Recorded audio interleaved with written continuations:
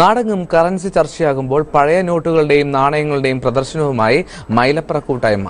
പത്തനംതിട്ട മൈലപ്ര NMLPSലാണ് പഴമ പലമ എന്ന പേരിൽ 2 ദിവസത്തെ പ്രദർശനം സംഘടിപ്പിച്ചിട്ടുള്ളത്. ജില്ലാ കളക്ടർ R. ഗിരിജ ഉദ്ഘാടനം ചെയ്തു. വെള്ളിക്കാശിൽ തുടങ്ങി പല നാടുകളിലെയും നൂറുകണക്കിന് പഴയ കറൻസികൾ മേളയിലുണ്ട്. $10 ട്രില്യൺ ഒറ്റ നോട്ടും ചൈനയിൽ പ്രചാരത്തിലുണ്ടായിരുന്ന ബാംബു കോയിനും വേറിട്ട കാഴ്ചയാണ്. അടിമപ്പണം എന്ന പേരിൽ ഉപയോഗിച്ചിരുന്ന നാണയങ്ങളുമുണ്ട് കൂട്ടത്തിൽ. അച്ചടിപ്പിശകു പറ്റിയ കറൻസി നോട്ടുകളുടെ ശേഖരവും കൗതുകമുണർത്തും. പുതുതലമുറയ്ക്ക് പരിചിതമല്ലാത്ത പഴയ കാർഷികോപകരണങ്ങളും പണിയായുധങ്ങളുമൊക്കെ പഴയകാലത്തിന്റെ പ്രതാപം ഓർമ്മപ്പെടുത്തു.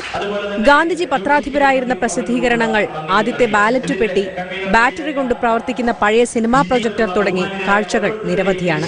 കഴിഞ്ഞ 60 വർഷങ്ങൾ കൊണ്ട് കേരളത്തിന്റെ വളർച്ചയും വികാസവും ആ പാഠങ്ങൾ പഠിപ്പിക്കുവാൻ വേണ്ടിയുള്ള ആ കാഴ്ചകളിലേക്ക് ഒരു മടക്കയാത്രയ്ക്ക് വേണ്ടിയുള്ള ശ്രമമാണ് പഴമ പലമ എന്നുള്ള ഈ പ്രദർശന പരിപാടി. മൈലപ്ര NMLP സ്കൂളിന്റെ ആഭിമുഖ്യത്തിൽ നടക്കുന്ന ഈ പ്രദർശനത്തിൽ ഓട്ടക്കാലണ മുതൽ ഓലക്കീർ കളിയുപകരണങ്ങൾ വരെയുണ്ട്. യേശുവിനെ ഒറ്റിക്കൊടുത്ത് സമ്പാദിച്ച നാണയമുണ്ട്.